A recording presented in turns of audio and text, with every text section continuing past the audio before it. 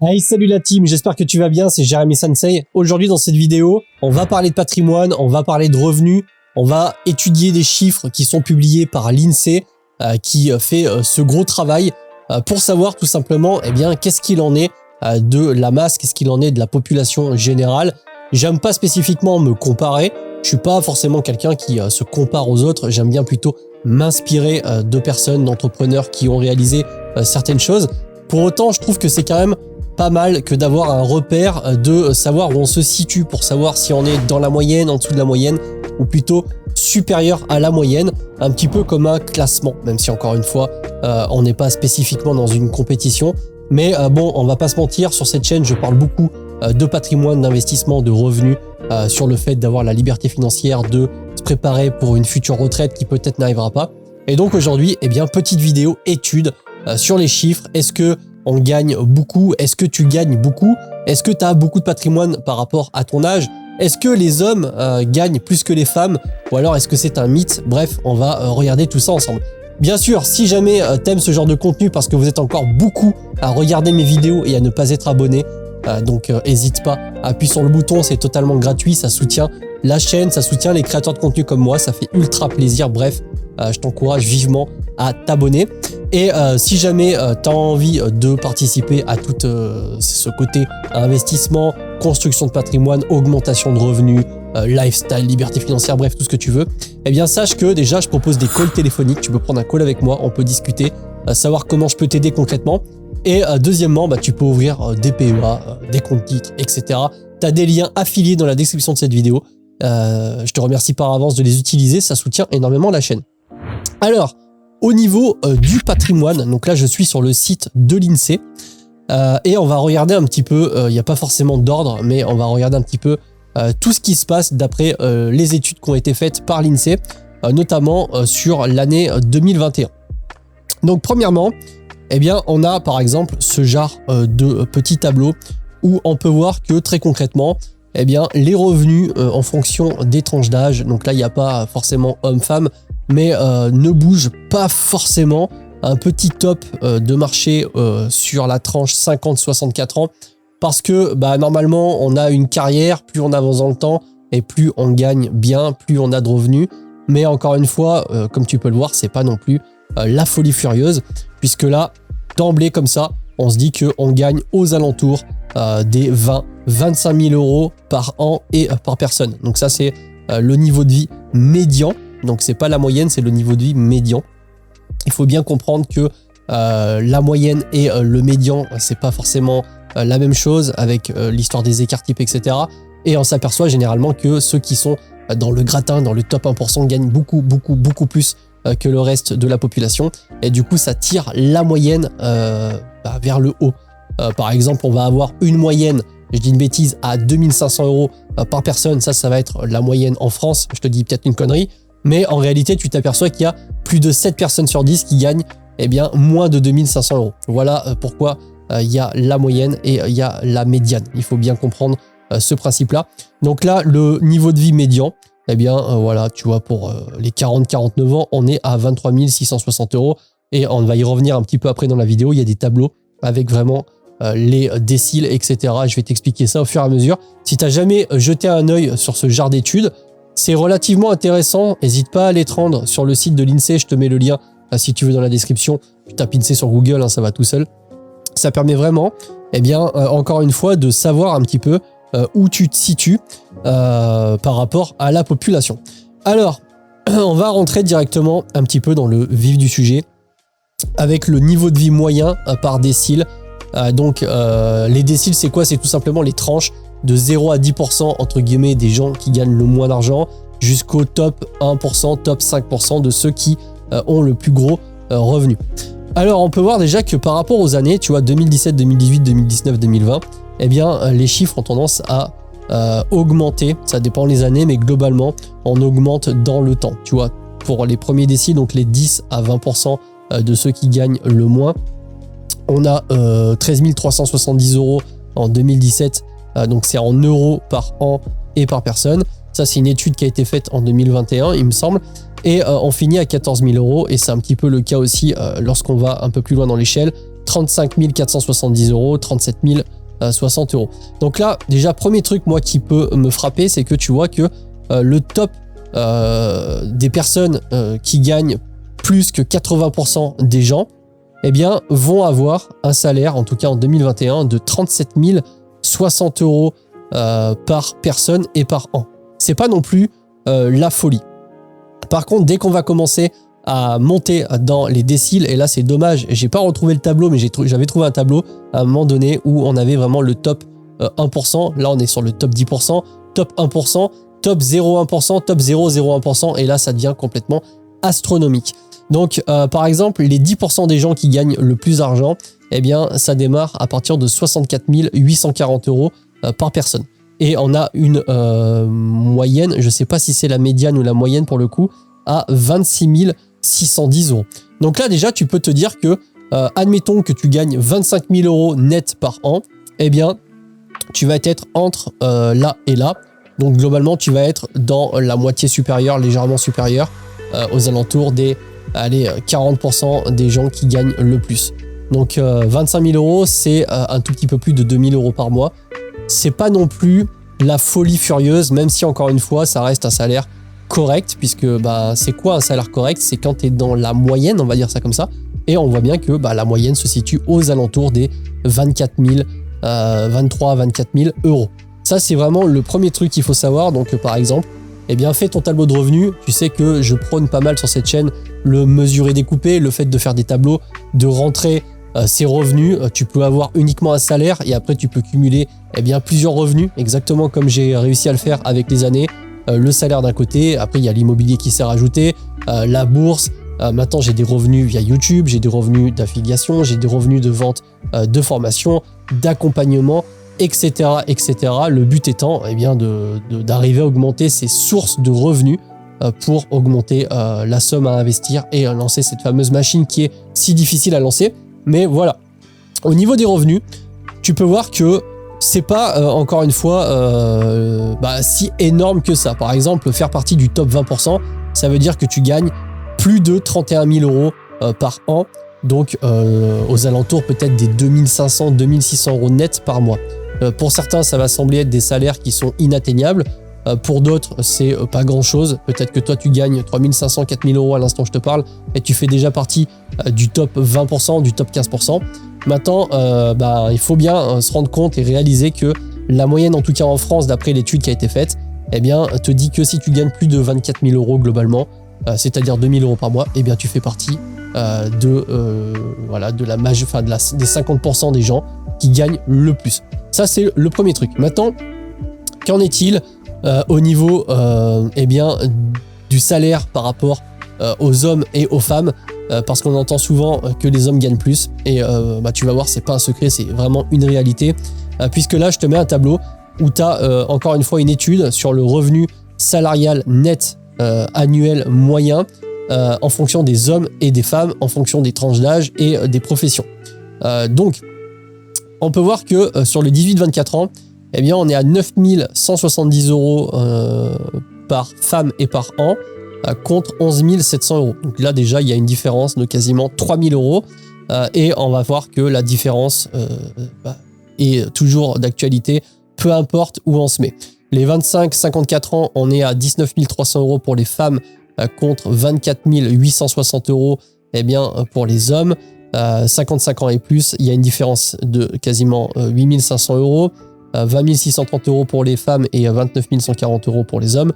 Et en fonction de si tu es cadre, profession intermédiaire, employé, ouvrier non qualifié ou ouvrier qualifié, eh bien, il y a toujours une différence qui fait que globalement, on se retrouve avec une moyenne à 18 130 € pour les femmes et à 23 990 € pour les hommes.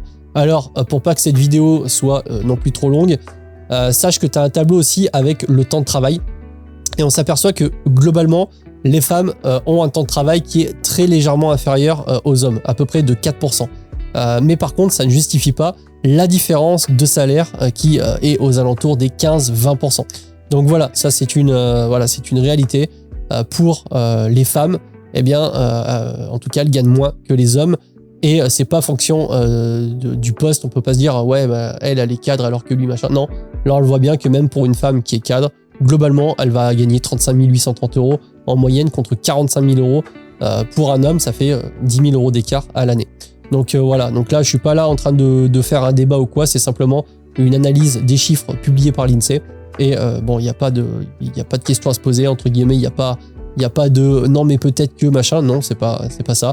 Les femmes, malheureusement, gagnent moins que les hommes. Donc bon, on verra dans le futur si la société arrive à rééquilibrer tout ça. Moi, je sais que dans ma société, c'est une grosse société, hein, eh bien, au niveau des postes, les femmes gagnent pareil que les hommes. Voilà, c'est très cool, je trouve.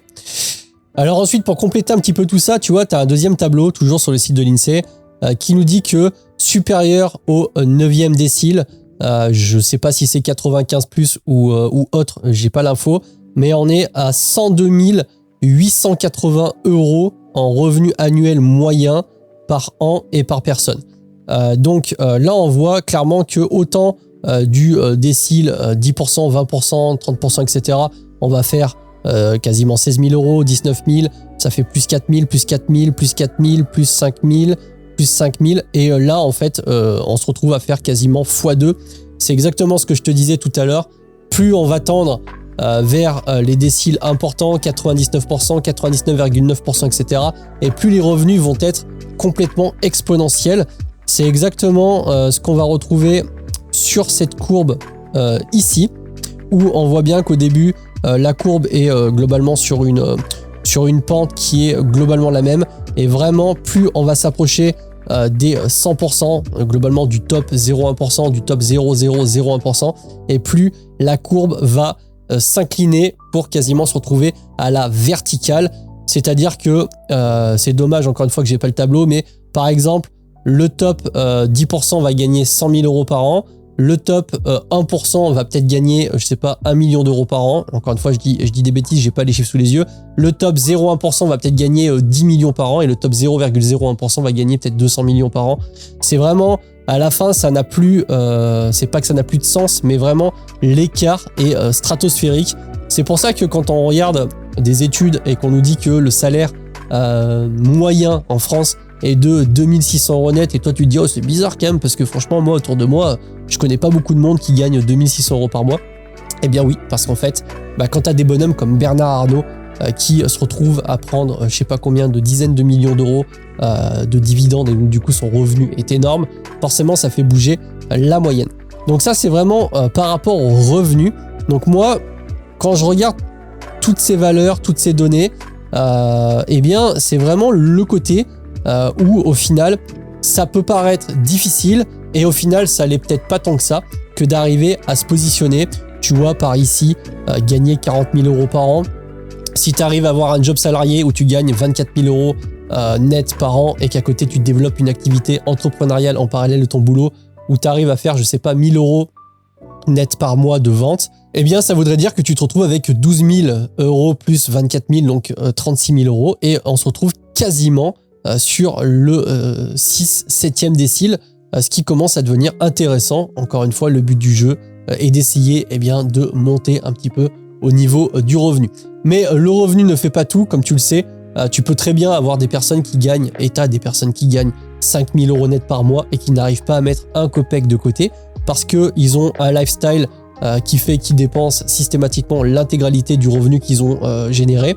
Alors que tu le sais, moi je suis pour si on peut dépenser le minimum syndical et de gagner le maximum, et le différentiel, l'investir, c'est à partir de ce moment-là qu'on commence à construire du patrimoine au fil du temps.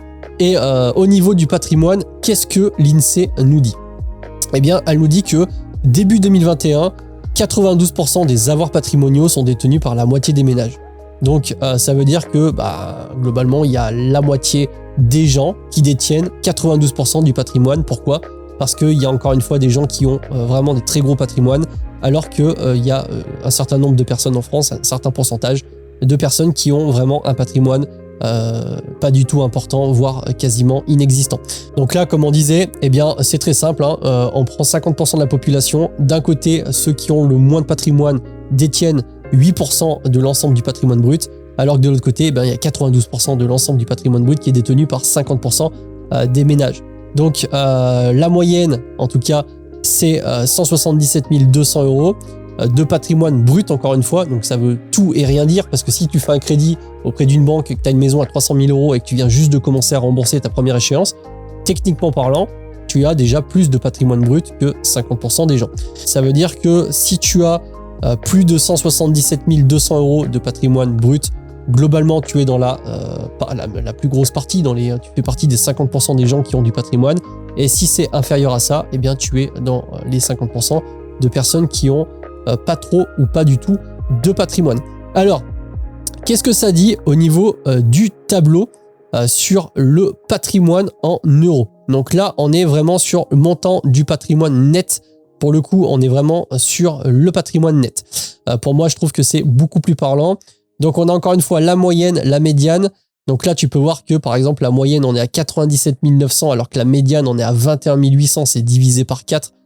Donc, c'est pour ça qu'il faut vraiment, vraiment prendre conscience de ce qui est la médiane et de ce qui est la moyenne. Et on va regarder un petit peu ce que ça donne.